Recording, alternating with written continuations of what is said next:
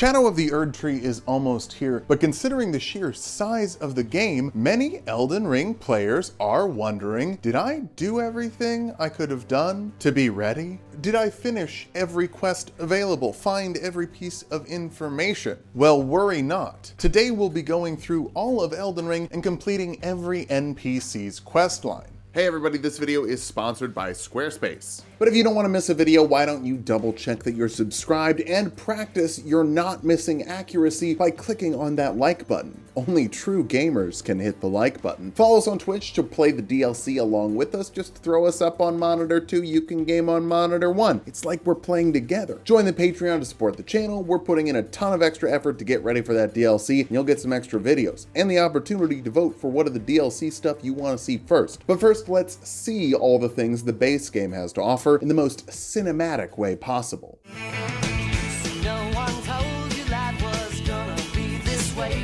Since we're an NPC man, I made our head big, our body slender and white. You know, to look like an eyeball. To see all the man. It would be fastest to beat the Grafted Scion since we have to come back here for Nefeli's quest later, but I am bad at this. Oh, and we're starting as a hero because I want a big unga bunga weapon. Vari is the first guy we talk to. He makes fun of us for lacking maidens and basically says we're screwed. Thank you for your vote of confidence. Colin next, he doesn't have much of a quest, none of the merchants do, he's just from somewhere else, now he lives here. I think he's probably from the North Pole. Think about it, red coat, sack full of goodies, quadrupedal beast of burden. I'm not totally convinced that donkey can't fly. Now Malenia, that's an NPC, and her story is right on the main path, isn't that nice? She'll act as our maiden, meaning that it took us approximately 6 minutes to find one after Vari said we didn't have one. How are you doing on the old maiden front, Vari? This is also where we make a bold choice. Turning off the HUD. It's more cinematic.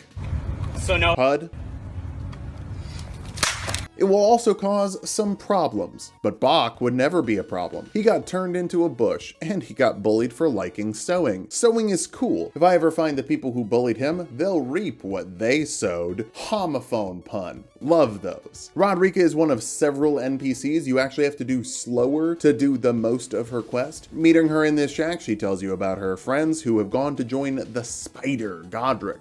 She's the only person who refers to him as the Spider, but she also gives us Aurelia, a spirit ash, a jellyfish, and says she's scared to have body parts cut off to join the human spider-pede. Which, like, yeah, good survival instincts, bestie. But we can't summon fish to the dish. Although I like the chalet Swiss, I like the sushi because it's never touched a frying pan without a spirit calling bell. Renna gives us a spirit calling bell. She's a ghost. It's spooky. And gives us some dogs too, all because we can summon Torrent and she's friends with their former master. Neat. I wonder if they're in the game. Bernie wants to know if we believe in the Erdtree. He's glad we do, but you sure about that, buddy? Sure your faith is holding firm? I don't know if I buy that. Obviously we do the Alex stuff all the time, but yeah, he fell in a hole. What a goofball. Love this dude. Apparently there's a party down in Caelid. Everyone's invited. Oh, and he gives us his meat after smacking him from behind. There's gotta be a better way to say that. I seriously think Alex is a comedy character, given a lot of intentional double entendre, which doesn't make his story less meaningful. If anything, it makes him more endearing, so his highs go higher and his lows go lower. Unlike D, that's just a low that stays low,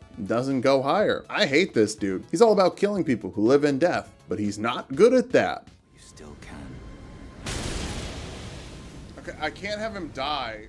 Dude, turn around. He is right behind you. Anyway, apparently the village is dangerous, but no, there's only a tibia mariner here. And this is where boss fights look sick. Sure, I can't see their health bar. I can't see my health bar. Can't see how many flasks I have left. Can't see how much stamina I've used, if these wild strikes burn my magic out, or even if I'm locked onto an enemy. I just have to see if the camera actually sticks to the lock on. But despite how disadvantageous it is, I like it.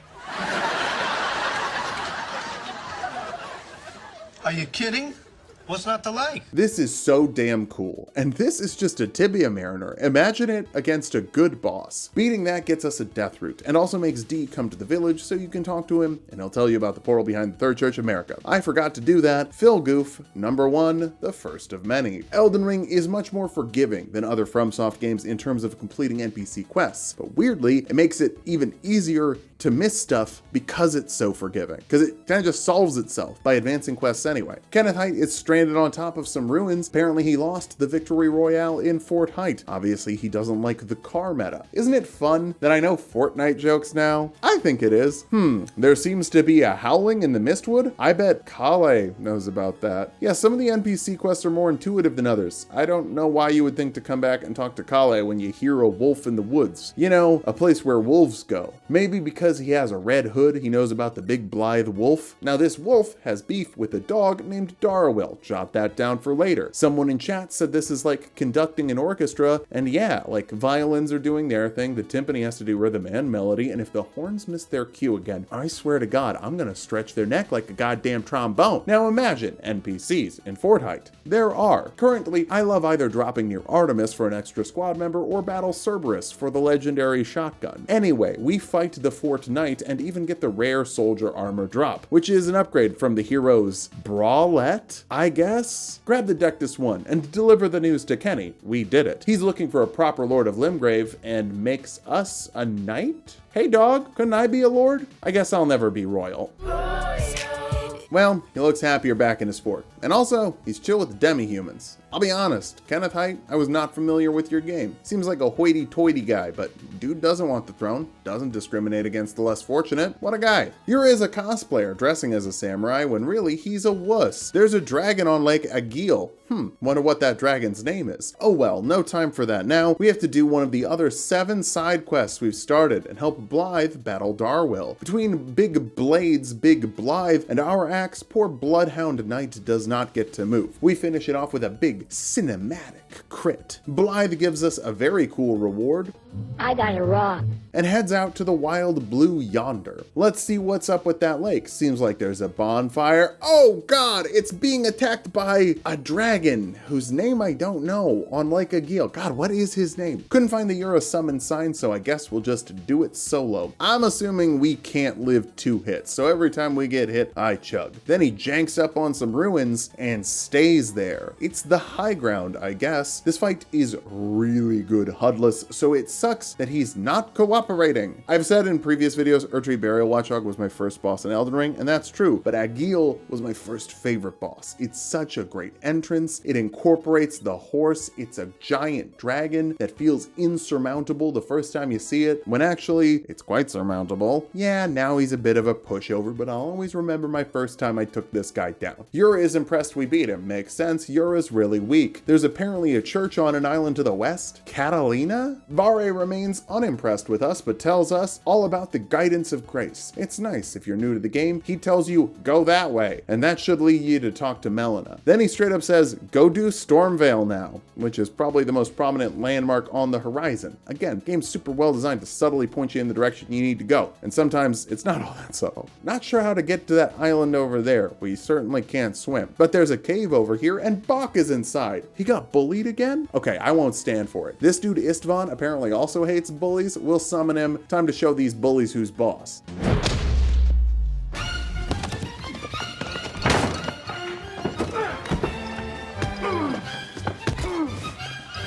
HUDless once again turns a normally basic fight into something so sick. We're just handing this mob their sauce, and I call in reinforcements. Aurelia, I choose you. She's helping. She doesn't hurt. God, this fight rocks so hard when you summon. The last living demi-human tries to surrender, but Aurelia doesn't believe in mercy. On the other side of the cave, we find the island. It's Catalina. We grab Dragon Maw. It's a great spell. I would never say it was bad. Here, Bach. Have this sewing needle. That should cheer you up. His mom used to sew, and it was the only thing he had to remember her by. Demi-humans, they're just like us. Now for something totally different, let's fight Nerd Juice. We haven't left Limgrave to get free levels, so bleed is stressful, especially because when you're doing it HUDless, you don't know how much you're bleeding. Yura is a coward and doesn't show up until the fight is over. What a guy. Now he's under the bridge talking about the Cessblood, a group of tarnished who hunt their fellow tarnished. Wait, I'm tarnished. Oh no. Murkwater Cave, free chest, don't mind if I do. Oh no, I've been ambushed by patches. Turns out Wild Strikes is pretty good against NPCs. It's like when you fight your sibling and just walk forward swinging your arms. The ultimate strategy. We don't kill patches this time to maximize his quest. He's opening a store selling things he stole from other people. Cool. Let's just forget that we were one of those people. In the Death Touched Catacombs, we can grab another piece of death root for someone later. Just gotta duke it out with a Black Knife Assassin, and it gets fully bullied into a corner. If you could see the health bar at the start of the fight, you'd notice that it starts a little bit weakened, but I don't need to see a health bar. What am I, a casual? There's a pumpkinhead guarding Selin, or is it keeping her in prison? She doesn't mention it. She's a prostate witch who got kicked out of Raya Lucaria, but will happily be our tutor for spells. All the spells we're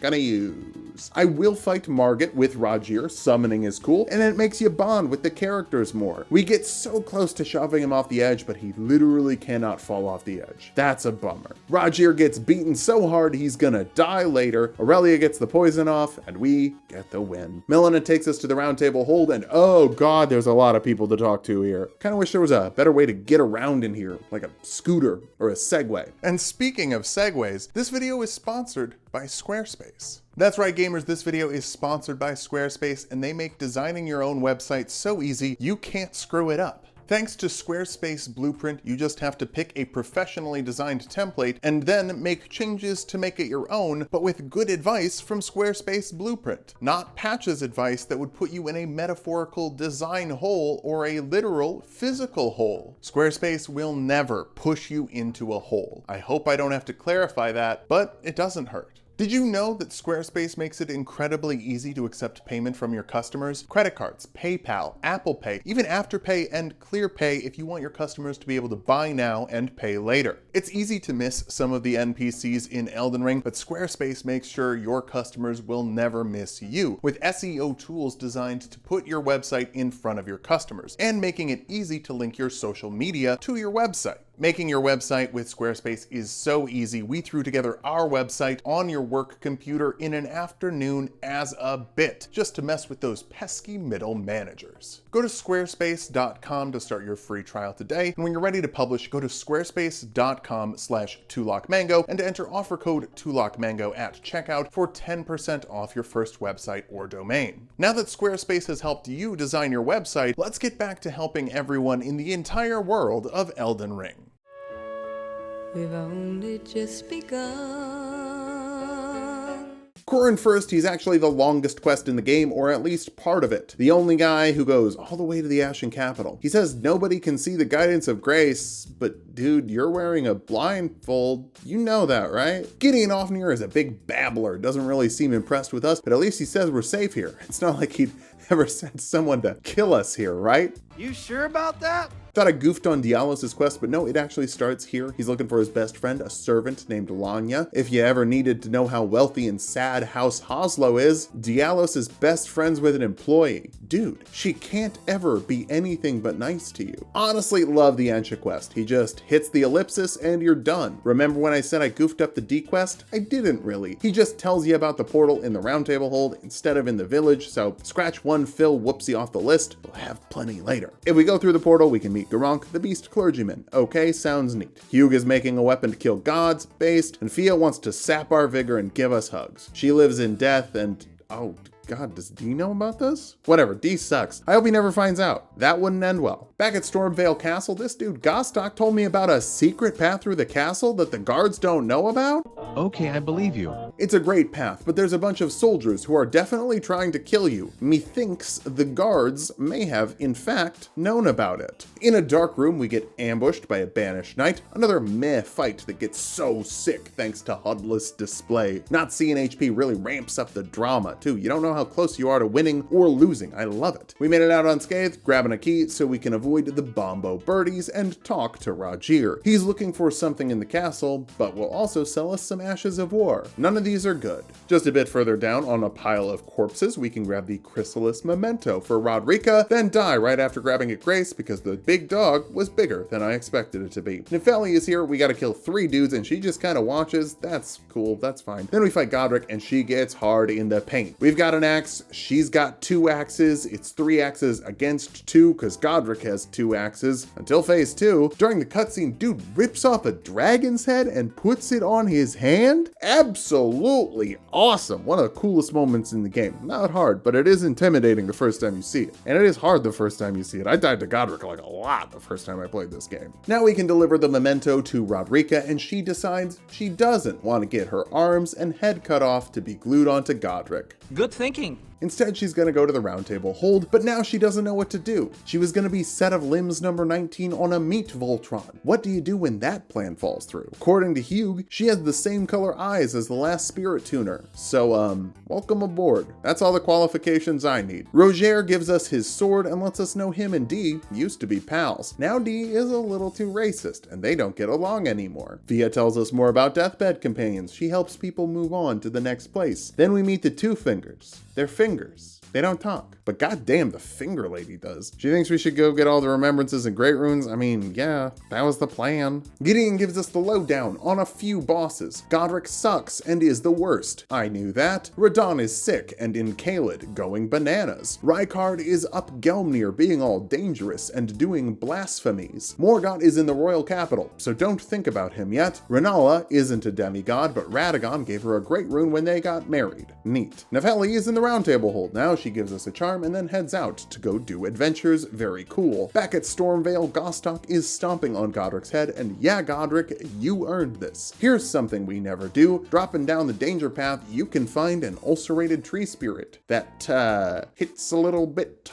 harder than I remembered. Death 2 for the run, not bad considering I'm fully guessing on the healing windows. This isn't even a boss here, it's just like a hard fight in a special arena that looks really cool. I don't know why they don't call that a boss. It seems like a boss to me, but it looks really, really cool when you don't have bars on the screen. We win attempt number 2 and can go see a big, dumb, melted face. And, ooh, Rogier getting killed? He's gonna be so bummed out when we tell him he's dead. He doesn't want to talk about it, just goes on a big info dump about the Knight of Black Knives. I think Rogier might be pretty cool.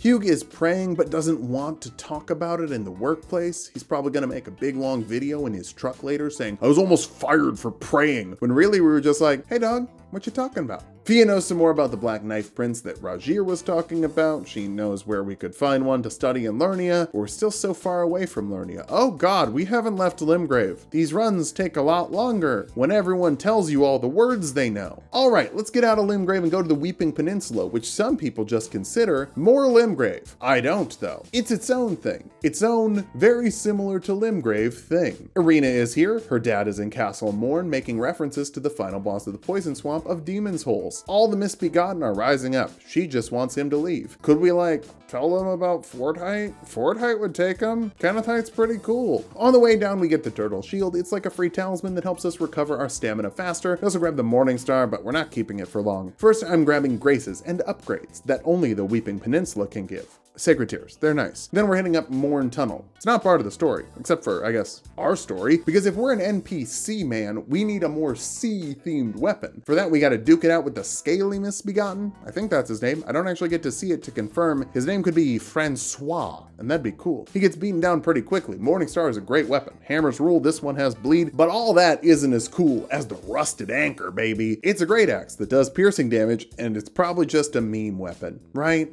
Wrong! This thing rips, and there isn't like a secret starting class I can use it for, so I'm using it for this run. Little big problem, the weapon is a little too big for us to use right now, requiring 26 strength. We have yet to see the big sleepy dragon and steal her big runes. I guess let's go activate Godric's Great Rune. We might not have a rune arc to activate that with yet, but oh wait, we don't have a rune arc to activate that with. Okay, gotta drink the flask whenever we want to use it, for like a little bit. I'm gonna grab the Wild Strike's Ash of War, though it should be called Wild Pierces because this does not do strike damage. Finally, we warp to Dragon Barrow and talk to Garunk. He wants death spaghetti, that's it. No other lore. He just wants spaghetti.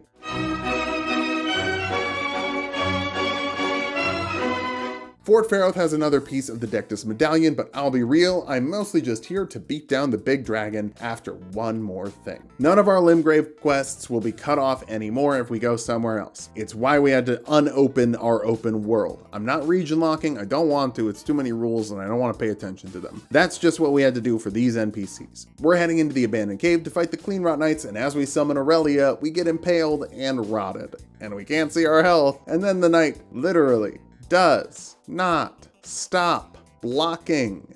Do a second thing. Summoning Aurelia isn't even good. She poisons things. These knights are immune to poison, so she's only a distraction. But distractions are good. When the knight doesn't guard endlessly, we can actually do a good job in the fight. Turns out hitting enemies helps you beat them, and Aurelia did her job on the second night until we were finished with the first. Boom, we're done. And we have the golden scarab to make more money. Now we can beat up that old sleepy dragon with wild strikes on the Morning Star. I have no idea when we run out of magic and it just starts doing a worse version of wild strikes, but I'm just going for it. It doesn't really matter. Anchor is a go. Now let's go back to the Weeping Peninsula. Thankfully, there isn't a whole lot we need to do here right now. Basically just grab some ghost wart for Aurelia. I'm using her as our spear dash this run because she's tied to a quest. Her quest. And also, it's jellyfish, and we are Seaman. One of the arrows from the big golem gets stuck in the air. That thing does not obey the laws of physics at all. Edgar doesn't want to leave the castle to protect his blind daughter in a FromSoft game, because then who would protect all his swords? Father of the Year.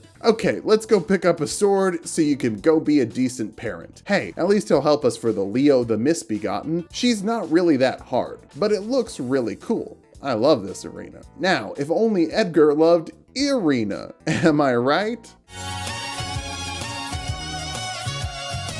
Now we'll go see her, and we can see the end of our quest. She's dead, and he's gonna get revenge on the person responsible for this. He's responsible for this. Oh, he means other people. Are all these quests gonna be bummers?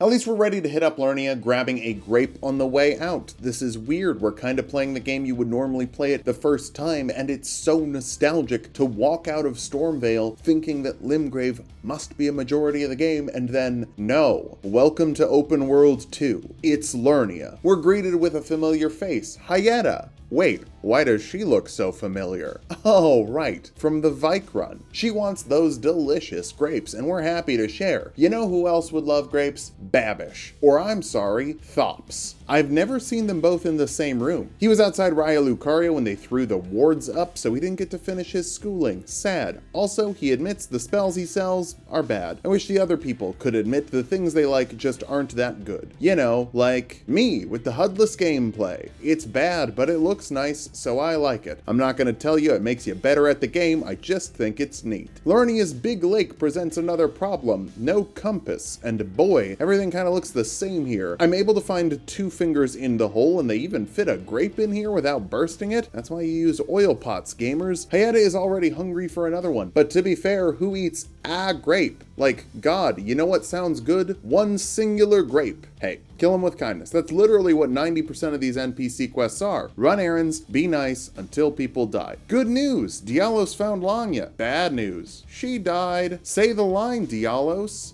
The tale of House Hoslow is told in blood. Well, you know what they say. If you're gonna get revenge, dig 2 graves, because you're probably gonna kill at least 2 people. There's a map to a meeting place by the wards of Raya Lucaria. Did Thops not think to check here? Dialos is back at the Round Table Hold and has been invited to join Volcano Manor, the group of people who killed Lanya. Little do they know, he's planning his revenge. Definitely won't call that mission off when a MILF calls him a good boy. In this next hand, we're gonna discuss the art of folding. For something totally unrelated to Volcano Manor, it's Raya, a normal human woman with severe scoliosis. Some bastard stole her necklace. I hate Boggart. I know you all like him because he's the funny crab man, but if I went to Long John Silver's and one of the employees stole something from a customer and then called her a bitch, I wouldn't go to that Long John Silver's anymore. So far his plot is, I stole from a woman who couldn't defend herself. Do you want some shrimp? Great guy. But this is all NPCs, so he lives. We just buy it and return to Raya. She's kind and tells us about Volcano Manor, how they need strong warriors. Wait, Volcano Manor? The people who killed Lanya? Uh-oh. I think this might not be good either. There might be a lot of morally questionable things going on in this game. At least Gideon Ofnir is still a good guy, and Nefeli, now that's a girl worth fighting for. Totally unrelated, let's hit the village of the Albernerics and, oh god, lots of murder happened here. Nefeli doesn't like when innocent people get murdered. We just have so much in common. I hope she immediately gets the opportunity to deliver justice to those oppressors. Are we honestly to believe that one perfumer did all of this? It's so easy to beat them. A strangely lit pot in the corner? I wonder if there's an old man inside. There is. Amazing instincts, Phil. It's old Albus. He's got a piece of the Howling Tree medallion and wants us to find Latenna, another Alberneric. I'll put it on the list. I guess we could keep exploring the town and we can summon Nefeli, but quit out. If you don't quit out, she gets mad and fights the Albernerics that shoot at you, and that just feels kind of wrong considering she's super mad about all the dead Albernerics. We need her help to fight the Capra Demon. I can't see his boss name, but I know a Capra Demon when I see one. He even has extra dogs for this fight. This is the guy who killed all those Albernerics for sure. There's nothing Nefeli and I can't handle together. We're a dynamic duo. For our trouble, we get the Crucible Knot Talisman to take reduced headshot damage. This is worthless. Next to the key, there's another giant dragon. Oh no, I guess we'll have to see how well the anchor can handle it. Did you know that most dragons are weak to pierce damage? Wow. We get a stance break and wild pierce the head before it starts janking around the terrain. But we didn't even get a second stance break. It just dies too fast. Oh hey, Vari's back and he says we can't trust the fingers. They don't like the tarnished. We should be using the bloody fingers to kill other tarnished.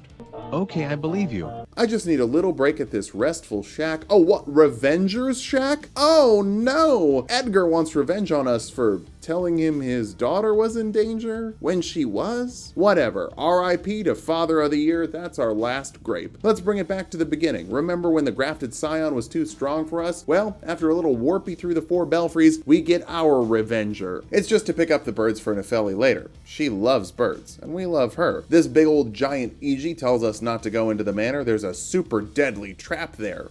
Okay, I believe you. Hey, you know what? Thanks. We won't. But Patches gives us the best advice. Apparently, if you fall down in the Raya Lucaria Academy, you can get in the tummy of an abductor virgin who will just take you right to the Erdtree. Skip everything and go straight to the final boss?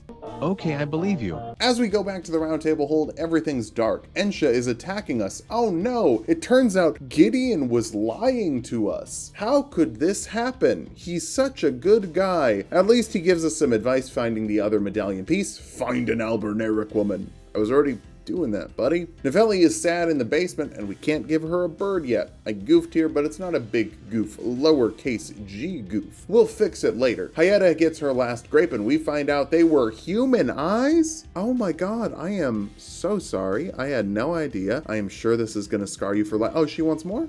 Huh. That girl is pretty wild now. Thanks to that key, we can get into Raya Lucaria, and it looks like Yura needs our help. Well, he would help us, so let's give him all the help he gives to us. I'm on my way, buddy. Coming to help. Be there in a jiff. Oh, it looks like he's out of flask. Honestly, I'm really impressed we got the Raven Mountain Assassin to die right before Yura actually counted as dead. That's true talent. Yura's pretty stressed out, but he gives us an excellent reward.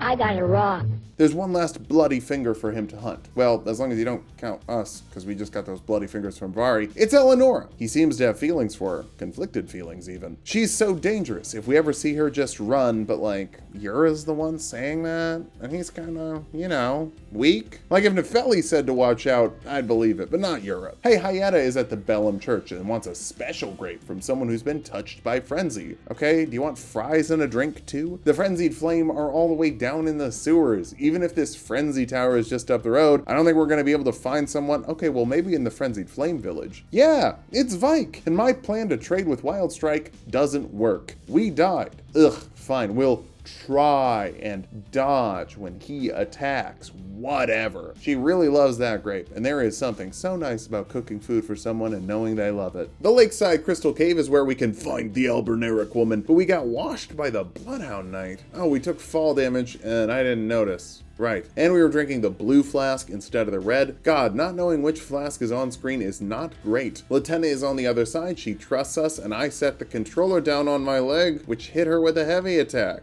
Now you fucked up! She's gonna be hostile until we can purify ourselves with Mountain Dew. This is not a normal part of the quest. On the way, we beat up an Erdtree avatar for some physic tears we won't use. I was planning to go strength int with this build since we are required to have intelligence for a quest later. But this is going to shock you all. I kinda liked using the anchor so much that I didn't want to use spells. There's some Mountain Dew by Raya Lucaria and a Bloodhound Knight jump scare. Forgot this dude was here. My B. The Church of Vows has the best NPC in the game, Muriel, aka the Turtle, aka Dog, Pope. He tells us all about how Radagon got married to Renala because she almost kicked his ass when he was invading her college. But then he left to go marry Marika. Weak stuff, that's not very nice. With our sins absolved, Latenna forgets about that time we dropped an anchor on her head. Come to think of it, that might be the brain damage. From that time, we dropped an anchor on her head. Now she'll come with us as a spirit ash. That little goof earlier was forgetting to talk to Gideon about how sad Nefeli is. He basically is like, yeah, she's bummed out that I, her dad, ordered a mass murder. What a baby. You can't kill this guy yet? I guess we'll go back to the Black Knife Catacombs. Couple of good things in here. First, we summon Dee to help us fight a Black Knife assassin. We just push her into the corner. It's so mean. That's a Black Knife print in the hand and a very important item. Well, kind of important. Not at all important. There's also death spaghetti in here. It's a ganky skeleton fight with the cemetery shade, but it dies so fast, who cares about the gank? The best removal is player removal. Simply win to end your fights. Back at the round table hold, D says, you've earned this, and gives us nothing. Cool. I ask him about Rajir to get his side of the story, and he says, well, we used to be best friends, but then he started being all deathy, and I'm a fucking racist. I guess there aren't always two sides to a story. Roger gives us some good information. The Black Knife print was from the Black Knife Assassins. I know. We beat one to get it. Fia's just happy we're being nice to Roger and being nice to her. Look, I get that she saps our vigor or whatever, but she's really nice. She's just like a nice lady. Roger has solved the mystery. It's Ronnie who orchestrated the Night of the Black Knives. We just have to go find her. Nobody knows where she is, but Roger thinks she might be in Caria Manor,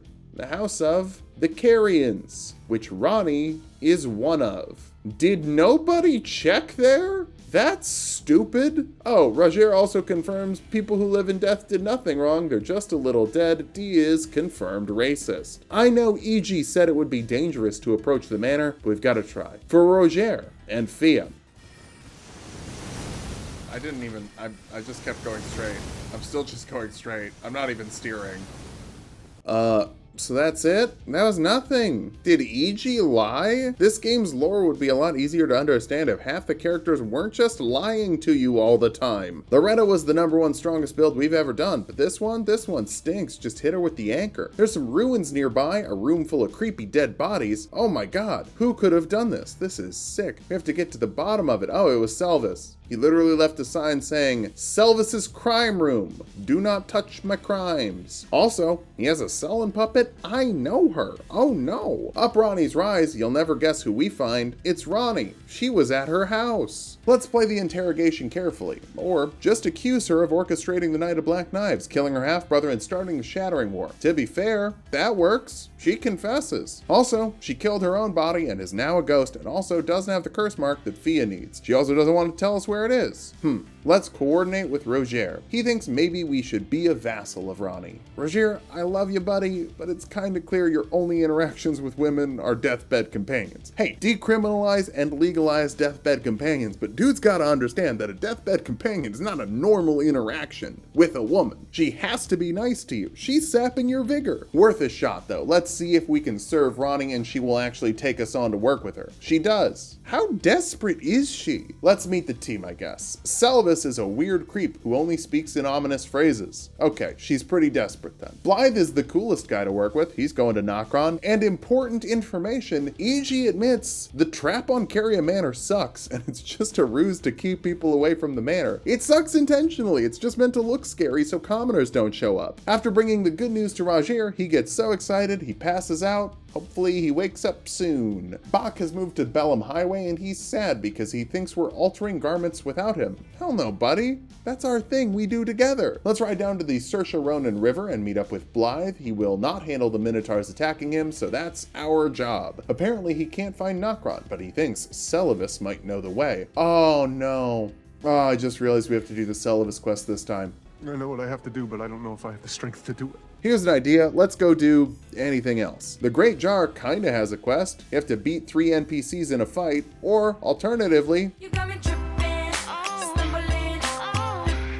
Okay, enough delay. Time for Celavis. He wants us to give Nefeli a potion that will drug her and make her a puppet. Gross. Let's give it to Gideon instead. Screw that guy. I hope he dies. Oh my god, Gideon says we should just give it to Nefeli if we want? What a bastard. Speaking of Nefeli, she's still feeling bad for some reason. Maybe it's because her dad is a bastard. May I offer you a bird in this trying time? Feel better, sweetie. Celavis gives us an introduction to Selen, someone we already know. But she seems to think that we can't get into Nokron while the stars are stalled. Is there some secret door that opens at the right time with like a constellation? It's so high fantasy, so cool. Pass the knowledge on to Blythe, and that means that it's time to slam Radon. After one more goof. Down in Gale Tunnel, Alexander is supposed to be here, but he isn't, because you have to come talk to him before you talk to Selen, which means that's our first official goof. That actually matters. We missed some dialogue. Can't warp out of here while the magma worm is alive, so let's slam him, or should I say pierce him. Gotta love that pierce. Big party in Caelid, and just like all the parties I go to in real life, I find 3 people I already know and don't talk to anyone else. Jaren rallies everyone, Alexander is stoked to fight, Blythe is ready to fight, and Theralina is here too. I love that you get a cutscene showing exactly how big and messed up Radon is about to be, just riding through the desert and snacking on dudes. This fight is gonna look sick without the HUD. Summon everyone. Summoning is fun and it further endears you to the NPCs of the world. We all slammed together, and apparently we were really close to one-cycling him. After he lands, we beat him super quick. Wow.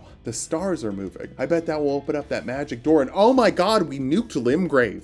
I hope Fortnite is okay. Alex feels bad for hiding after getting hit by Radon, but dude, I was there. You were fighting him the whole time. It's okay, just take a deep breath, and oh god, he's eating everyone. He is eating everyone who died, including Radon. Drink plenty of water, I guess. Don't want you getting a tummy ache. Blythe is ready to go to Nokron. See you there, buddy. I won't screw up your quest at all. Fia has new dialogue and a new dagger. She wants us to find the owner of it. Yeah, we've got, oh my god, how far do we have to go to find this fucking person who owns this dagger? Well, let me guess, I gotta run all the way to flipping Consecrated Snowfield, and like go through like 9 different portals in the Consecrated Snowfield, and then probably hit like 19 different things. Oh, here's the dagger, dude. Yeah, D needed it. That's the entire section of this quest. Also, a good idea to rest at a grace and then talk to an NPC again. That kind of moves things forward a lot. Looks like D is gone, Fia's gone too, a new room is open, Fia killed D. Oh no.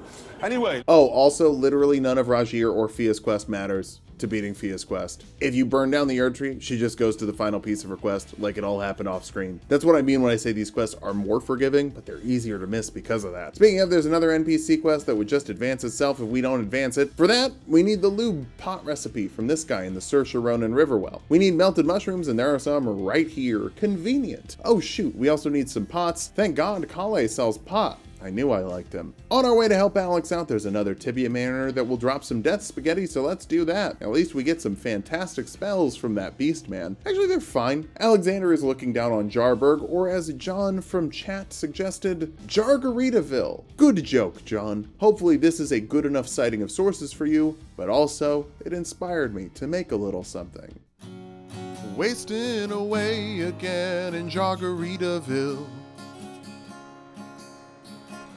Lube me up, make me oilier than a toad.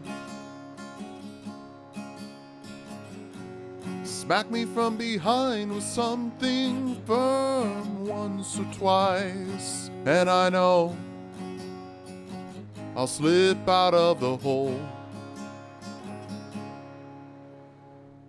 Jarburg is super chill. Lots of jars, lots of ingredients to make jars. Jar Baron will eventually give us a talisman to improve jars. But unfortunately, we can't be the potentate here. Our hands are too rough. Feels kind of like you're picking your rulers based on who's the tallest, but okay, we'll find someone with soft hands for you. Baron here is the nephew of Alex and wants to be a strong warrior like him. Jar Baron DLC Spirit Ash, it's all I want. This is the #1 NPC you gotta reset the grace to double check. So much extra dialogue. This time it's about poachers. I'm sure no poachers will ever find Jargaritaville. At this point, we gotta run around collecting a few Starlight Shards to continue Sylvis's quest. I don't like it either, okay, but those are their rules. He rewards us for using the potion by opening a shop. Thanks for helping. Now I give you the opportunity to pay me. Oh, by the way, just found your real doll collection. I think he blackmails us, saying we're his accomplice. Just quit out twice and you can buy a puppet too. You only have to buy one. Then he'll let us in on his plans to dollify Ronnie. Just gotta grab an Amber Starlight Shard from Altus. Oh, but first, let's drop down into Caria Manor and talk to this Pitia guy. Little freak. Sells us some Mountain Dew in case we make someone very angry later. No idea who that could be. Alright, I think we've done enough Lernia stuff. Let's just beat the game now with that little trick Patches told us about. Don't look at the runtime. I'm just gonna let these dogs bite me. I know the Virgin has to kill us. Heck, we probably need a little more damage, so let's get naked and have a man in a Burger King costume beat us up a little bit. Might sound weird for you. But for me,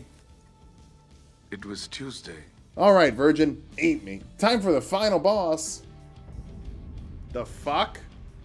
This isn't the fucking Erdtree. Patches lied to me? How could this have happened to me, the most gullible seaman in all of the lands between? I guess we're in Volcano Manor though, a very safe place for Tarnished except for all the Tarnished murdering they do. The floor gives out. Our only way out is to beat 2 abductor virgins at the same time. But little do they know, I have a secret weapon, a jellyfish that doesn't attack very much. We get grabbed a lot. I'm too greedy. Then we drink a nothing flask because I still goofed and haven't put the blue juice somewhere else. HUD strikes again, we die. Counterpoint though, how cool does this fight look without the HUD? Get grabbed twice because now we know where the red flasks are and the fight's pretty free, so I can be extra greedy. Our weapon's really good, our level's really high. Our weapon level is pretty low actually, but just because we got grabbed 3 times doesn't mean shit. We're simply too big. We head out of the cave and see the Erdtree. It's so far away. God damn it, Patches. Let's just finish off Ryalucaria, I guess. We all know that Renala is holding a great rune. Dog comes after us and we drink blue flask again. Why is it even here? Just pitch it. Beating the dog opens the path to the Ryalucaria roofs, which I don't like. It's questionable jumps, ladders, and a bunch of dudes who will shoot you on the ladders. But it's the only path to the second academy key, and here's goof number 2. I missed some Thops dialogue. You can offer him your first key and he'll refuse it. No material difference to the quest. Oh well.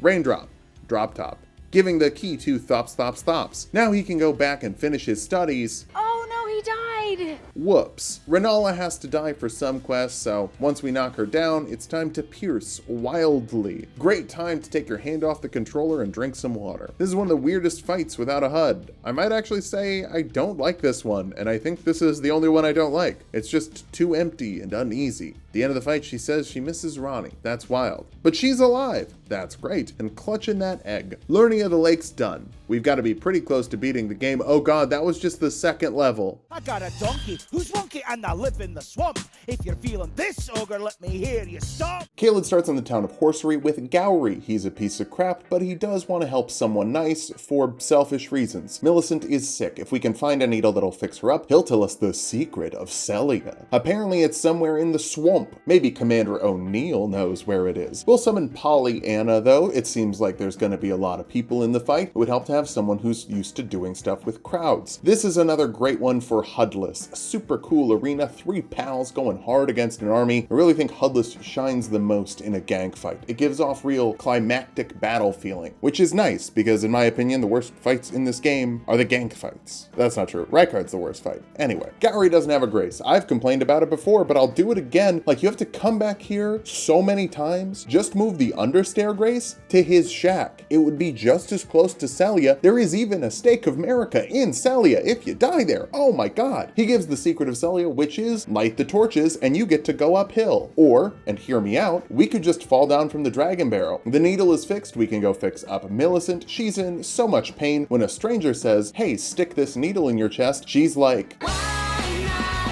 crazy thing is, it works. I've been bamboozled so far this game, it's wild that a thing an NPC said would be helpful was actually helpful. Now we get to chase Millie all around the map. First to Gowry's shack, then quit out. Now Gowry is back. He'll give us his reward, access to his shop of invisibility sorceries. Dog, Night Comet isn't even here. It's free. A block away. Your shop sucks. Let's go up to Altus. We've already been there through the Virgins, but why not also go through the Dectus lift? It'll stop the golems from shooting us every time we walk by there. Bach is back, baby. We love Bach. Gonna Bach around the clock tonight. Then get an Amber Starlight for Celavis because honestly, I'm just sick of this dude and I want his quest to be over. He brews up the God Puppet Potion and Ronnie refuses to drink it. By the way, if a woman says no and then you ask again, here's what you deserve. My sight Incels. This is what you deserve. is the third time, fiend. Enough of thy unbearable breath. Hate doing that quest, not counting that as a death since it was for content. Celavis is dead now, thank God. We purify ourselves in holy Mountain Dew, and now Ronnie is cool with us again. I guess if someone wronged me and then offered to cover themselves in syrupy sticky soda as penance, that would make the apology go a little further. If you ever get banned from the Discord or the Twitch, send me a video of yourself pouring Mountain Dew on your head. Yura got beaten in a fight. I am shocked. Shocked. Well, not that shocked. Eleonora is here, and I'm gonna be real, I'm curious. How bad could she be? Press L2, walk forward. We win. Checking our health at the end was not even close. God, I'm sorry, Yura. Normally I don't like to gatekeep this game and say everyone gets better at their own pace, but dude, get good. Maybe try playing something else, like My Little Pony or something. Head up the road, we get a note that our beast eye is quivering. Either those pickles aren't agreeing with our tummy, or there's some death spaghetti to grab. Tibia Mariner seems to indicate the latter. There is one annoying little thing, the Sans skeleton and even more skeleton buddies, but it's a Tibia Mariner. You know, it's fine.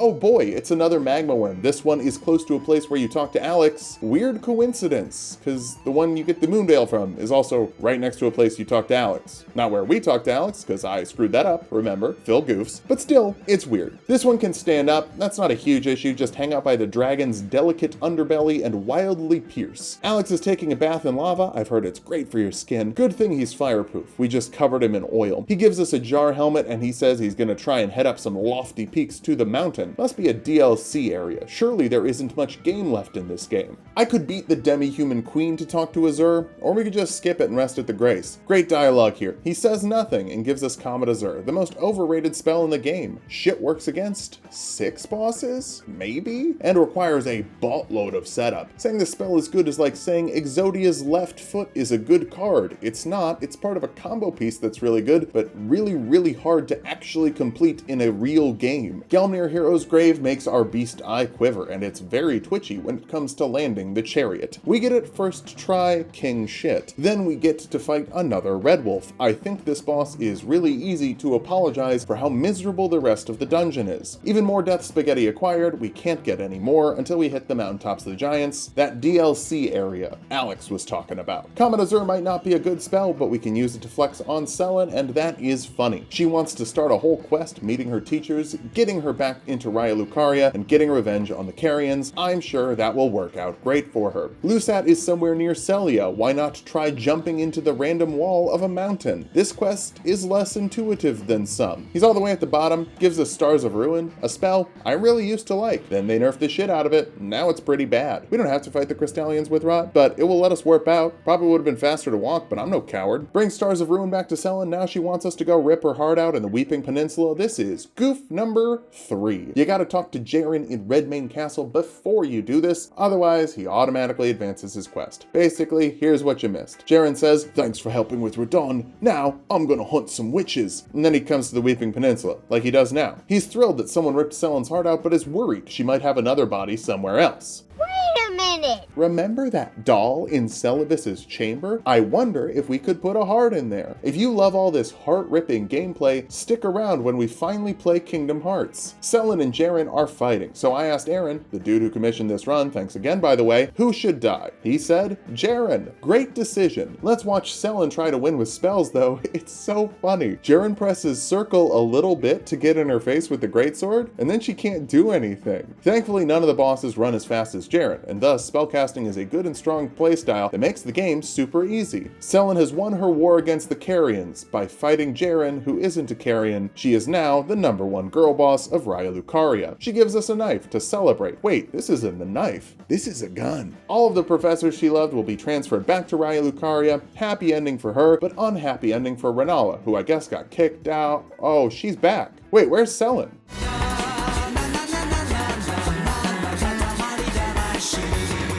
Really happy we helped with that, I guess. God, who's next? Haven't touched Vari's quest in a while? Writhe Blood Ruins let us fight Magnus. No surprise, he rushes in, and we're in heavy load because when you invade, you lose the rune arc. Not great, costs us the win. Please, no Johns. I mean, it does go way better when we're in medium load, so maybe that was a factor. Vari is super proud of us for beating him and gives us some laundry to douse with the blood of a maiden. I think this guy might have some issues with women. Just a theory, a game theory. There's a dead maiden in the church where we fought Vike, easy grab. That's basically the end of the Vari quest for now. He gives us a permanent bloody finger and the Blood Knight medal that lets us warp to Mogwin early. That's really only useful if you want to fight Moog super early, but we're not doing that. That would be crazy. On Gelmir, we see a message that says if you follow the rainbow stones, you get some treasure.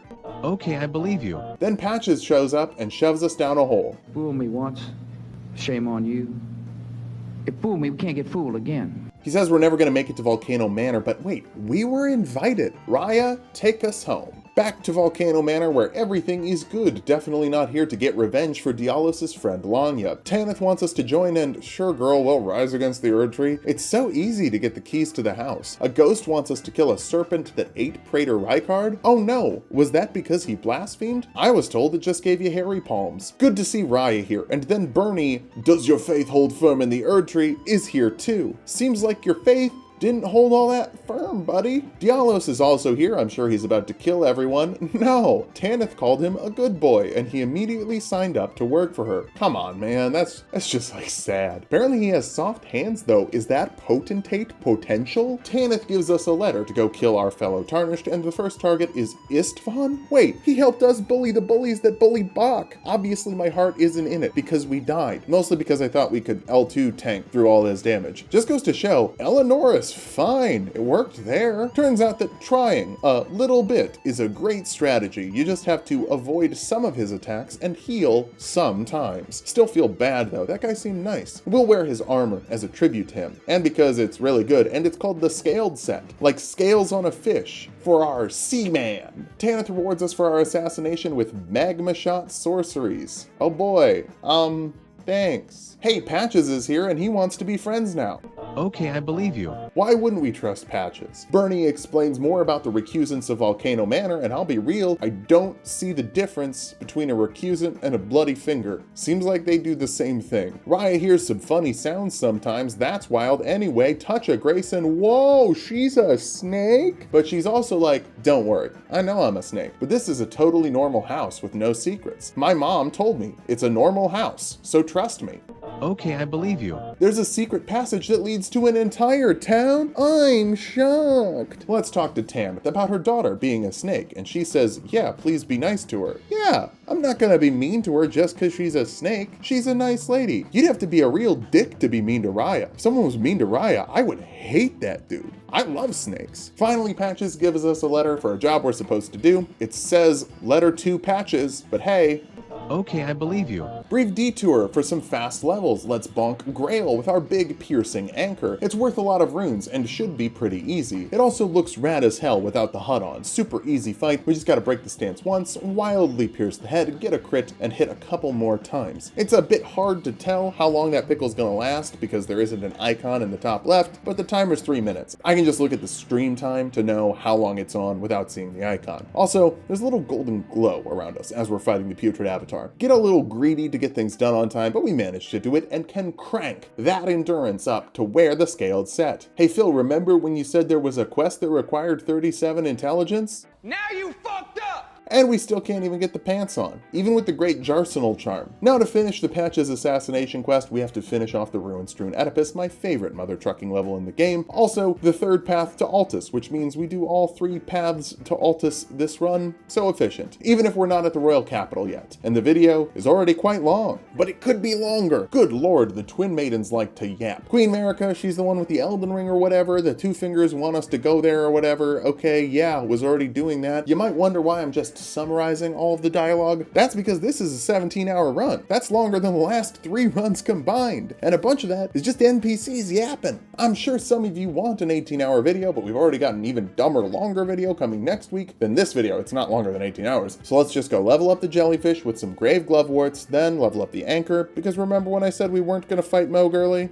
I lied. First though, we'll fight Vari. Turns out you just gotta hit L2 and forward on the stick. We could finish him off right after the win, but I think it's funnier if we kill his god first. We have the Mohg tier from Eleonora, we have a plus 13 anchor, obviously we can fight Mohg, one of the super bosses of the game. Forget every other fight I said looked good HUDless. This is the one. Aurelia comes out and she is super valuable actually, sniping Mohg not just for damage, but for that poison buildup and a distraction. His AI gets confused and makes him walk over so we can get a heal off or smack him in the back. And then he starts counting, so we hit the wild strikes on his side. Look at that damage. Oh wait, we can't see the damage. Having the Eleonora tier is nice, we can just keep swinging through the phase transition and get a nice stance break after. Since Aurelia got the poison, we actually stall out before getting the big crit, letting it tick a little bit more. I'm staying right in the paint with him, going for these big, meaty, charged attacks and getting plenty of crits off as well. We win first try, and it isn't even that hard. But then we get so many runes, and I level endurance mostly. Then intelligence, but I should have leveled intelligence. I'm such a goof. Hey Vari, we killed your god. Where are your maidens now? Back to the assassinations until I go on autopilot and just run past Riley the Cyrus to the shaded castle. Not optimal routing, but it's fine. We can grab Millicent's arm and set a grace later for when we need to finish Patch's quest. Millicent wants to lend us a hand, but she doesn't have one. Here, have this hand. Riley the Cyrus has a rot dagger and a crossbow with rot arrows. I guess when it comes to ranged or melee options, he wanted the best of both worlds.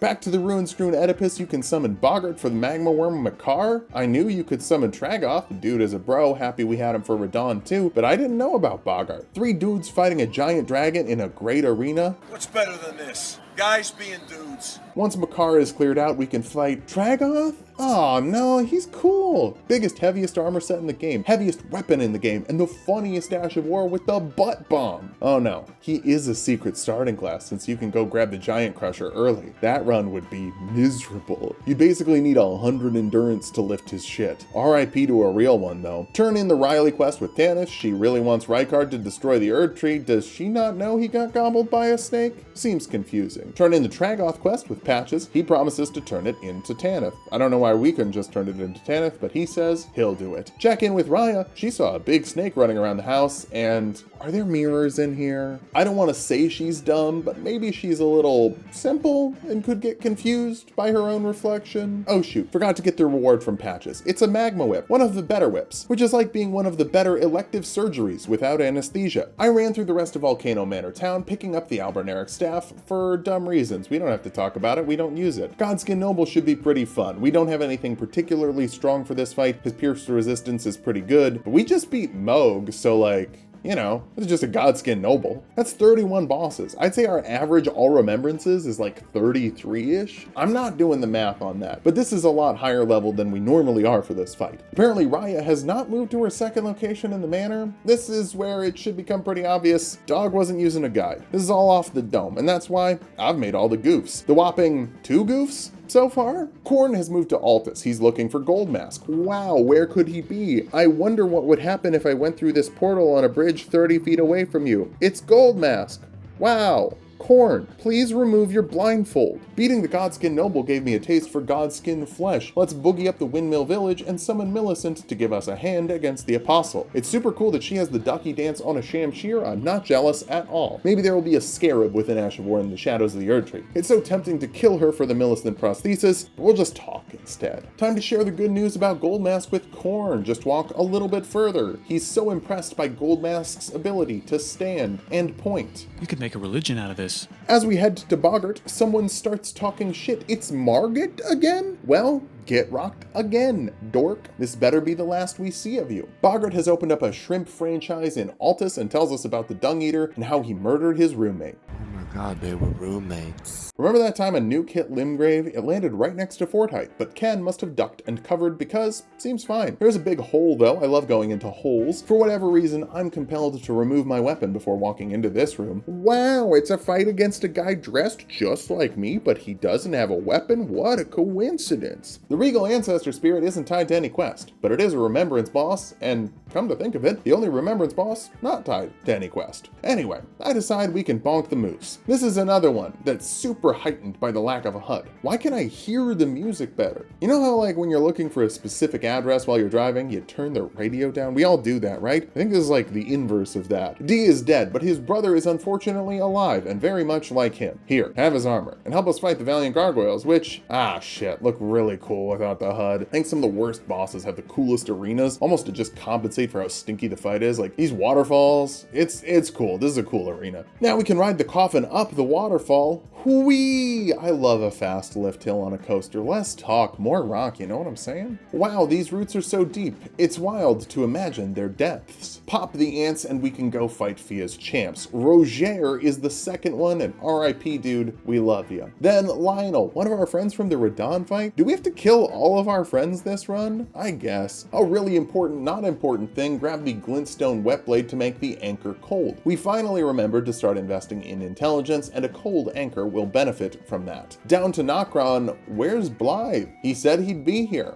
There's a knife though that Ronnie wants. Enjoy. And since we did all the tasks for her, she tells us where that curse mark Fia wants is, and gives us a statue to flip the study hall it's hidden in. But she also has to go away for a while, apparently, for reasons. Okay. Flip that hall, fall down it, ride the elevator up, it's the curse mark of death. There's no plot stuff through this. It's literally just going up and down elevators until you find Ronnie's corpse, which I guess would be a reveal if she didn't already tell us that she was a living dead girl. Fia gives us some hugs. She wants to find that dang death centipede. We have that dang death centipede. Now she can lie with Godwin's corpse to make a child creepy and hopes it inherits our ward. Shouldn't she be lying with us then? She wants us to be part of the conception? Maybe I don't know where babies come from. Hang on. Seems like a stork drops them off. These new AI features sure make Google's information more accurate. I always assumed people had to fight Fortisax, bad boss. But bad boss without HUD? Cool boss. I'm not sure the novelty would last if you did this over and over again. I think it really just makes it feel like the first time you fought them, and every boss is pretty cool the first time you fight them. Like, we're still just running to the back, hitting the toes, and occasionally backing off. It just feels fresher. Honestly though, I think if I did another HUDless run, it would lose the charm and just be annoying. Still recommend trying that once though. With Fortisax dead, Fia's quest is over. She died. Everyone you love around you's dying! Well, I don't love D, or his brother, who's also named D. He uses a derogatory term for a sex worker and hates everyone who lives in death. Well, if you don't want to live in death, simply don't live. That's interesting. Can I introduce you to my friend?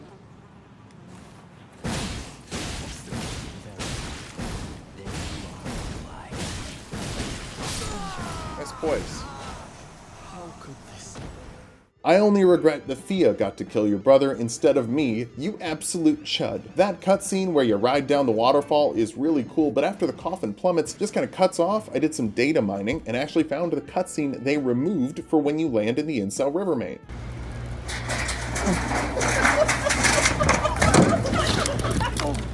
Remember how Ronnie said she was gone 5 minutes ago? Well, we find a Ronnie doll in the Incel River main, sus. No plot in Noxtella, just zoom on through to the Waterfall Grace, where Ronnie tells us all her lore. She's an Empyrean, like Mikola and Malenia, which means that she was fit to ascend to godhood. The Two Fingers gave her a shadow, Blythe, and have total control over him. There's a baleful shadow pretending to be Blythe to give Ronnie a bad reputation. Well, I don't give a damn about a bad reputation. You're living in a doll, starting the Star Generation. Anyway, we beat the baleful shadow. Ronnie's happy. Lake of Rot without a health bar, just kinda guess when we have to heal. This extra running around has given us a lot of extra flasks, so it's not all that tight. Astel is blocking the path to our corpse bride. What is he? The laborious demand of stop motion animation? That's a joke for those real burden heads out there. This fight ends up taking a while. I think I'm just playing it sloppy. Nothing specifically goes wrong. I'm just rushing because we have so much game left. I really had to finish this run today. Goof number 4, Blythe isn't in jail. He is already released. Apparently, he goes to jail after you beat Radon, and we moved the quest too far forward. Damn. Also means we miss Iji saying he locked Blythe away because Ronnie demanded it. Basically, the Two Fingers were going to take control of the boy and make him fuck everything up. Kind of a bummer. Moonlight Altar, I hardly know her. I thought that would trigger the Dogi to go to jail, but no, he's just already out. Oh well. Beat up another one of our best friends because that's what this game is. He janks all over the terrain, but it's in our favor, making him whiff a bunch of jumping attacks. I know how that goes, buddy, and I'm really sorry. I don't have to fight a doula, but it kind of feels like she's the unofficial guardian of the Moonlight Church, and she drops a lot of runes. I like dragon fights, especially with the piercing anchors. Just makes me feel strong. I was a wimp before anchor arms. Now I'm a jerk and everybody loves me. Ronnie split these fingers in half. Okay, let's get engaged. Some people wanted us to use the Dark Moon Greatsword, but it just didn't spawn in for me. By Grapthar's Hammer. What a quest line. Anyway, we're done with that. Oh well, let's go to the city. The Erdtree is in the capital. Gotta be close to the end.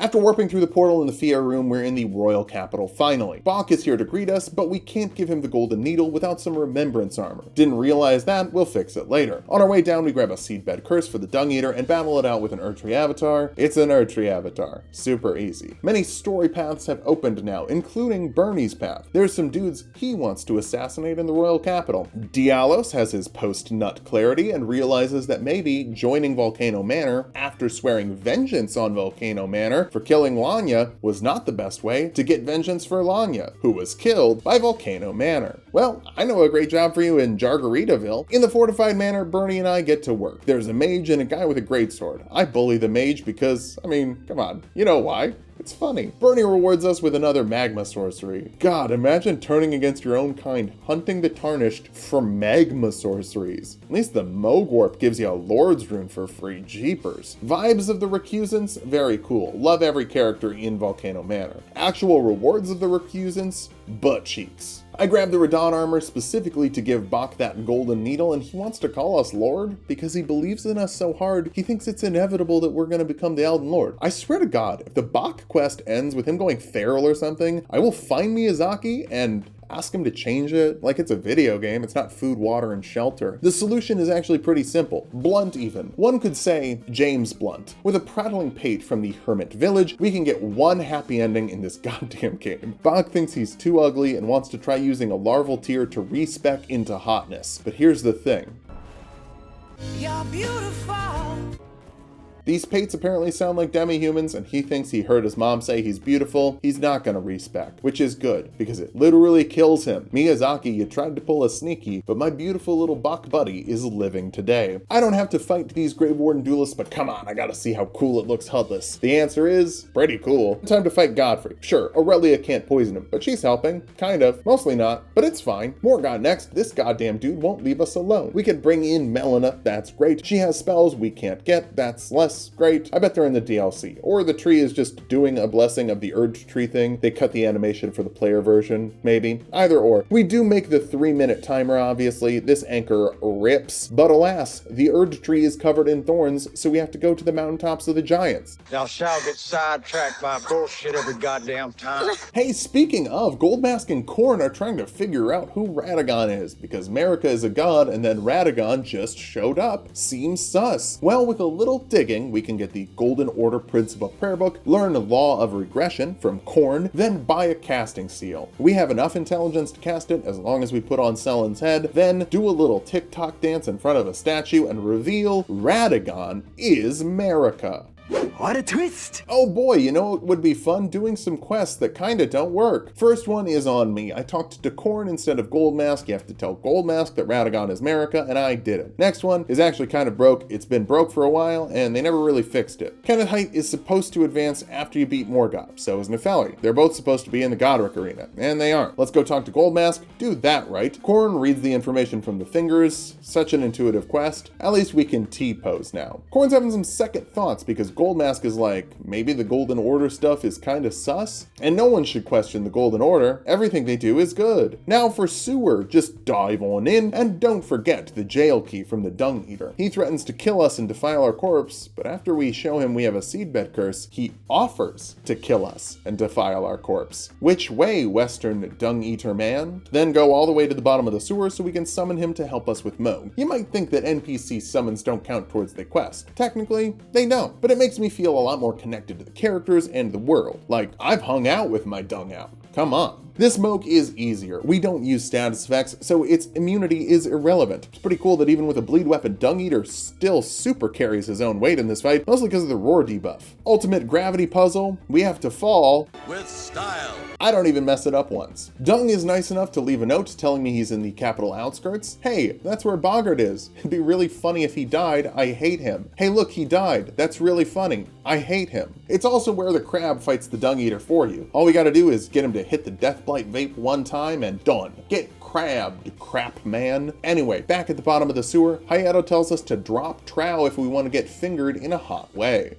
Phrasing? Now she wants to be our maiden and have us touch her? God, if only Vari was alive to see this. Well, no. I'm glad he's dead. Kind of feel bad that Hayato burns to death, but it also seems like that's what she wanted, so congrats? And sorry that happened to you. Malenia does not like that we accepted the Frenzied Flame because that will burn down the entire world or whatever, and abandons us after promising to kill us. Goof number 5? I think it's 5. Maybe it's 4 or 3. Maybe I goofed on the number of goofs I did. Anyway, I was supposed to hit the mountaintops first to talk to Shabibi about how we could save our maiden by accepting the Frenzied Flame, but if you get the Frenzied Flame first, he's gone. Whoops. Promise, that's the last mistake. I made my mistakes, got nowhere to run.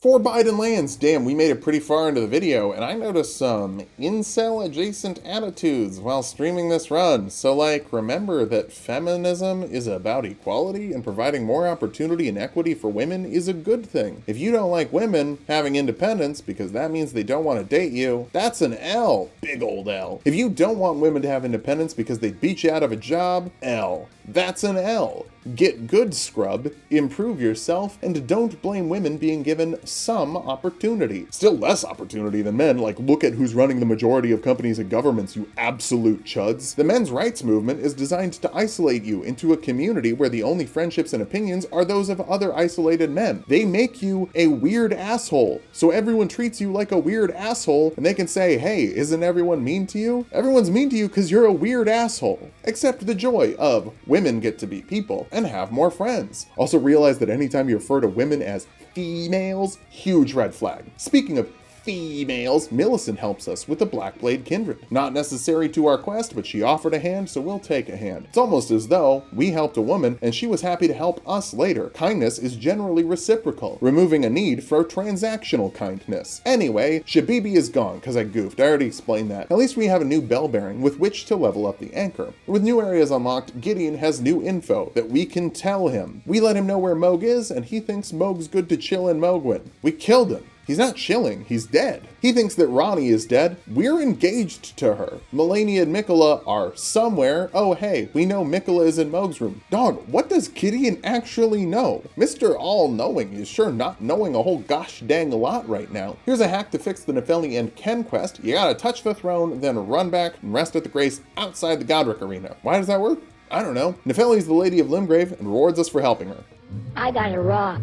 Ken thinks Nefeli is rad and stoked that she's a lady. Legit, a cool guy. I feel bad for thinking he sucked. Gostonk is just gonna keep robbing people while working as Nefeli's assistant. Nothing ever doesn't change, but nothing changes much. Now that Dung Eater has been put in his place, he thinks that we're him. I mean, I am him, but I'm not the Dung Eater. Does that make sense? Giant's Mountaintop's Catacombs is a bit of a maze, but it's a maze I've had to practice a lot lately because of an even longer run that's coming next week. I solve it pretty quickly, and we can fight another ulcerated tree spirit. It's a bit disappointing how many reused bosses there are, even if you're just doing all the NPCs. Like, it's one thing to have like 12 Erdtree burial watchdogs and 12 unrelated catacombs that have nothing to do with any plot, but if you want to finish everyone's story, you still have to fight the same bosses over and over again. Bit of a bummer. Frostbite Anchor is nice though, goes through things fast, no issues. Millicent is looking for Castle's Hole and offers to help us with any battle. Well, Nile is in Castle's Hole and it's a gank fight. I can't wait to summon Millicent for the Nile fight to even the odds. I'm gonna tell him. Don't you dare. The beast eye quivers, you don't say. I guess we'll beat up one more Tibia Mariner for old time's sake. This one doesn't even count as a boss. It's just like here, even though it's the hardest one with the most funny sans skeletons. Still not hard, it's still a Tibia Mariner, but it is the hardest one. Across the gap in the Stargazer ruins, we can reunite Aurelia with her sister jellyfish, and then they go gaze the stars together. Technically, we can still summon her, but I won't, because in my mind, she's off making jelly in the stars. Happy trails, Aurelia. I'm glad someone got a happy ending. Hitting the mountaintops triggers Dialos to go to Jargaritaville and remember those soft hands. Never seen hands like these before. You're so soft and milky white. Costanza would have made a great potentate. Jarbaron laments that Dialos isn't strong like us, but don't worry, buddy. I'm sure having Dialos as your potentate will go potent great. He's down helping a little Jar and... Well, aren't you full of beans? What does that mean? Full of beans? I'm gonna use that all over the place. I won't explain it if anyone asks. I'll just insist it's a common phrase. It sure would be a shame if Volcano Manor made us kill Dialos' brother Hoslo. It'd be an even bigger shame if Phil goofed again and missed dialogue from Tanith for the Raya quest. She won't give us the tonic of forgetfulness now with a dialogue option and just wants us to go meet Rykard. Emphasis on the eat part of meat. Raya realizes her dad sucks and wants to die. You're like me. But we're not doing that. It's not as good of an ending, and damn it, Raya deserves a happy ending. Let's kill her dad instead. Much better solution. Or at least the big snake that ate him. I hate this fight. But again, no HUD makes it sick. Phase 2. Wait, Rykard is the snake?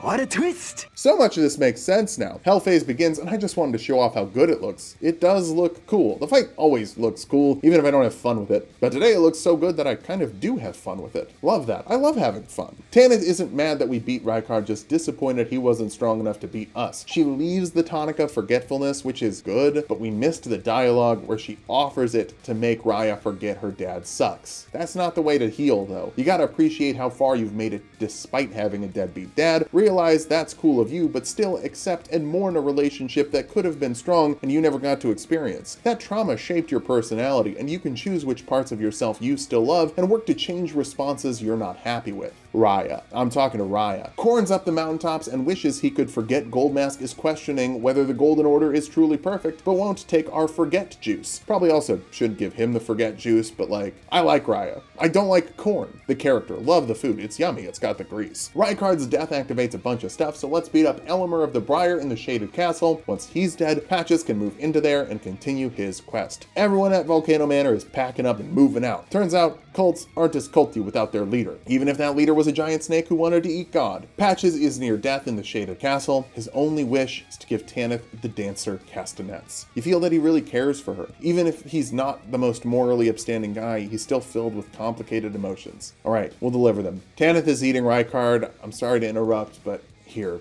Patches wanted you to have these. I don't want that! Yeah, she just wants to eat. Oops. Oh, shit!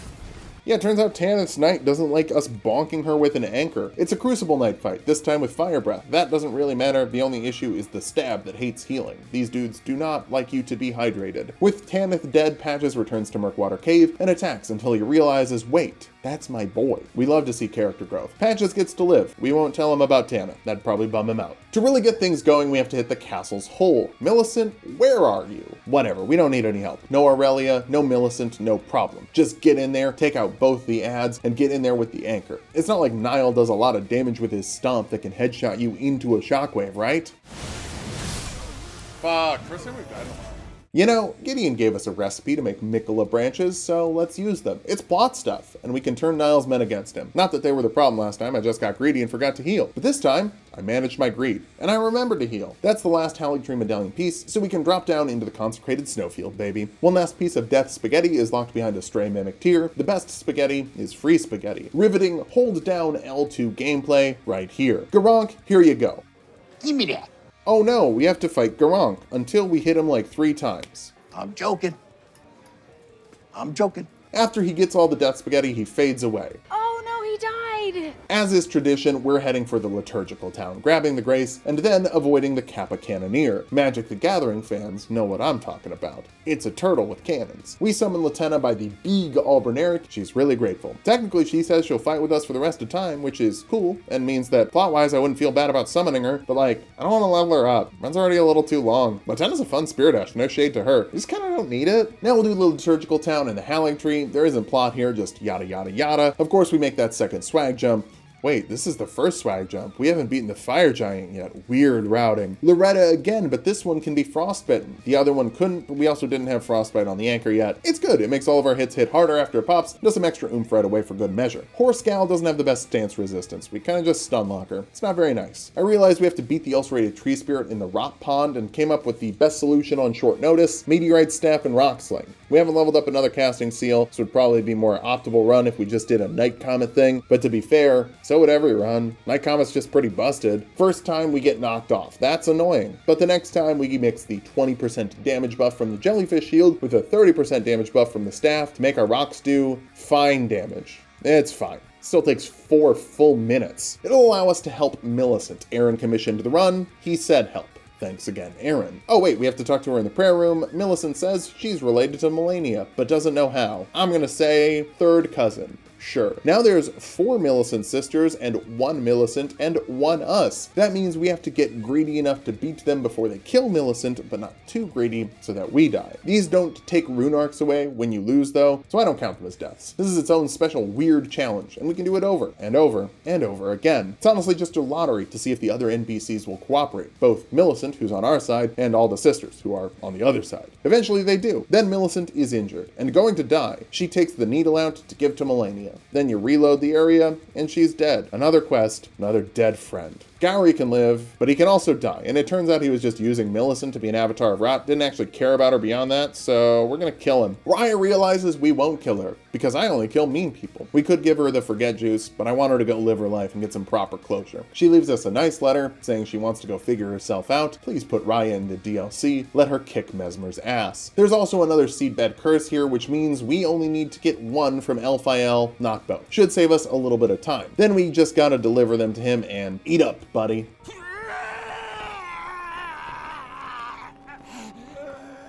Does not sound like he enjoyed that. Summoning Alex for the fire giant means no horse, but it also doesn't increase his health like it does for other bosses, I think. I don't know. I wouldn't be able to tell if the health bar was here, and I can tell even less with it gone. I do know that Alex doesn't run very fast, so we're doing almost all the work. That's fine. I just like that he's here. In phase 2, we stance break very fast and can wild pierce the eye. I will say this fight doesn't look much better without the HUD, mostly because kinda never looks great. Fire Giant looks cool, but his thighs and feet don't. And ideally, what you'll be seeing most of the fight is the thighs and feet. We get the win, then head back to Jargaritaville. For some reason, things still haven't moved, so let's try the ultimate story technique, resting at a grace. There we go. Now everything's terrible. All the jars have been murdered. Hooray. Dialos sucks at fighting, but unlike Yura, he knew that about himself. He went out trying to protect his new community from the poachers, and that's rad. He even inspired Jar Baron to do the Hoslow line. The tale of House Hoslow is told in jug. Sorry, wait, no. It's the pail of House Hoslow is told in blood. No, sorry. The tale of House Hoslow is told in blood. There we go. And then Jar Baron eats Dialos for his power. I'd still party with him in the DLC. That's a sign of reverence in Jar culture. Speaking of Jar culture, they get stronger by getting hot. Let's appropriate and cowabunga into the giant kiln. It saved Melina. She's still mad at us though. I don't know what we have to do to make her not show up and threaten to kill us in the post-credits. Bernie will help us with one more boss, just like Alex, but he's not doing so hot today. We handle the heretic meatball, and he gets gets a little cooked by that blasphemy noodle, so we don't get to gank the rest of them as they spawn in. No worries though, our damage is pretty cracked, and they don't ever get to summon. After using the bell bearing to max out the anchor, we use the anchor to crack up Alex one last time. He wants a great fight to go out on, so Goku pilled. We win. It's not hard. He's much like Yura. Very cool, but very weak. I deliver some of his innards to Jar Baron, and presumably, he eats them, then goes on his own quest to be a warrior jar. See ya in the DLC, I hope. With the weapon maxed out, there's no better time to fight Malenia really early. We have to exhaust the Gideon dialogue before we kill him, which means she can't be the last boss this time. No Spirit Ash. No HUD. Bring it on. I remember to let the cutscene play, and hey, this game's really good. This game's like art. Art is when the colors make your brain say, I like that. She dives right in. We duck like a pro. Then Frostbite pops fast. We're getting like 130 build-up per hit. It's absurd. That giant armor and great shield talisman let us live a ducky dance, and low-key, a benefit of the ritual shield talisman for HUDless, it lets you see when you're at full health. There's a faint cloud around you that only happens when it's active. I run around, get my hits off when I can, and play it safe. Before you know it, we're in phase 2. With some decent stance pressure too. I've got to be extra careful about that onion. If I get rotted, I can't see my health, then we're basically just dead. It's hard enough in this fight to manage healing it off when you can see it, considering how aggressive she is. We make it to the second onion, punish again, avoid Attack of the Clones, but another one right away. It's so close. Oh, we're fine until a Rotterfowl dance. That's just a little bit too much for us. The next few attempts don't matter because I kept forgetting not to skip the cutscene. It's just muscle memory. Okay, this one's real. Maybe not a win, but I don't skip the cutscene. I guess, spoilers, we do make it to phase 2. Honestly, none of these runs lost in phase 1. I think I just might be getting okay at this fight, especially if she just keeps going for the uppercut. Like, damn, that is so easy to punish, relative to her other moves. It would be Godric's best attack. Phase transition cutscene still gives me goosebumps. Maybe now that I'm not rushing to find the winning run, I'll watch the cutscenes more. This one just gets skipped because, like, damn, she's gonna kill me in 2 seconds. I don't have time to watch this. With no ranged option, we use the time in the onion to count our flasks. 7 left. Get the big stance break and crit. She's already going for a second onion. Really good sign. It's all about playing it carefully, and honestly, just not skipping the cutscene. If you respect the cutscene, you get to win. All of that to tell Gideon about the fight and get rewarded with Lord's Divine Fortification. A good spell for sure, but not something I can use. Then we tell him about the cocoon where Mikola is and get Black Flame's protection, which would have been useful for Malenia, but again, no faith, can't cast it. Rodrika is worried about Hugh, wants him to leave before the tree burns down. Hey Hugh? I'm not fucking leaving! Oh, okay. Too bad. Back to Fair Missoula, I touch the Great Bridge Grace because I don't want to be too cocky for Placidusax. Even though I'm pretty cocky for Placidusax. Pierce is really good against him. Frostbite's pretty good against him. He's got a lot of resistance, but we build it up so fast. What's he gonna do? Zap us? Wild Pierce is on that booty, break his stance, and get a nice frosty bite going. No idea how low he is when he starts the TP phase, but I'm gonna do my darndest to keep that pressure up. We get another stance break and continue to pierce, piercing the D. D stands for dragon. He dies. No sweat. First try, no Omega Laser. The anchor isn't quite on the level of Plassy Cheese as the Nut Spell or the Bubble Horn, but it ain't that far off. I'd say it's better than Shard Spiral. Apparently to get rid of Frenzy, we have to use Millicent's Needle in Malenia, no cutscene. Then get the Mikola Needle and use it in the Plassy room, no cutscene. But now we can choose our ending, as long as we didn't want Frenzy. At least we don't have to do the Frenzy ending, and maybe Melina won't kill us. Bernie is our last task in Fair Missoula. He just invades and tries to murder us. Kinda wish there was like conversation or something. We've been interacting with this dude since Limgrave. I don't totally love that he just jumps us. I don't know, kind of feels like other than the bosses, the game gets a lot less fleshed out towards the end. Maybe the devs didn't have enough time if they didn't want to delay it further. Maybe I'm off. At least it seems like they took all the time in the world with the DLC. That's not me complaining. Games should take as long as they need to get good and not crunch the devs like we crunched Bernie. Don't have to fight Draconic NPC Sentinel here, but it's been a minute. So long that I forgot the patterns. It's kind of sloppy, don't judge me. Who doesn't enjoy some sloppy every now and then? Garronk has different dialogue because we did his quest. Isn't that rad? Then we get a cutscene and wait, Garronk is Malekith? What a twist! This one looks rad as hell in HUDless, and it's rad as hell with the HUD on. Honestly, it's just a rad fight. After I figured out the patterns, this one's really good. One of my favorite fights in the game. With the Rune of Death unbound, everything is burning, including those thorns back in the Royal Capital, or should I say, the Ashen Capital. Looks like Gold Mask came by, now he's an Ashen one. What is this? Dark's Holes 3? Korn is back in the mountaintops and didn't notice that Gold Mask left. For the last time, take off your blindfold, or you are going to fall off the bridge. bridge. I quit out, reload, he's dead. He 100% fell off the bridge. Normally I'm excited to kill Gideon, but after listening to him yap, neglect and abuse Nefeli, and murder a whole village of innocent people, I'm extra excited to kill him. Eat Anchor, you colossal piece of crap. If we had actually done Shabibi's quest right, he could be summoned for Godfrey, but we can still summon Nefeli, and I prefer her anyway. Another rad cutscene I shouldn't skip. Love the roar shockwave from the lion. God, this guy's cool. Nefeli honestly just makes phase 1 harder. She doesn't really do anything until we get the stance break, but at least he has more health and stance resistance. Then he does the pro anime move and rips off his training weights, except his training weights are a goddamn lion. Oh, he's so cool. Even if we just kind of wash him really fast with Frostbite and Anchor. He resists Frostbite a lot. The Anchor just pumps it out way too fast. Because of all the extra stuff, for once the Erdtree holds the final boss. Marika falls down. Her hair turns red. Could have been a surprise, but we know Radagon is Marika because we did our dang homework. We could have put magic on the Anchor instead of Frostbite, but Radagon can be frostbitten, and he's the harder part of the fight for sure. Get in there, dodge perfectly. We get a stance break and a Frostbite at the same time, making this crit extra juicy. He jumps up, so do we, and roll to avoid the big slam for a big punish. Our only hit is from the TP Shockwave as we avoid the Hammer Slammer, get off a Charge Jar 2, and finish the phase with a crit. Now, we did all the quests, hit all the lore. There's no setup in this game for the Elden Beast. It's just ooze that shoots out of the ground and eats Radagon. Okay, let's show the ooze who's boss. Bonk, and then pierce, wildly. It goes for melee attacks, which lets us get wild again. I get a little greedy as it goes for the Elden Rain, but aren't rewarded with a stance break. Bummer. As long as I'm not too greedy, this should be fine, if a bit long. Lord knows I'm okay being patient after doing a 17-hour run. We beat the Elden Beast and finished our final boss of the run. We can choose whatever ending we want, and since Aaron commissioned it, thanks again, he chose Duskborn. Let's see that great ending. It's just the basic ending, but it's gray.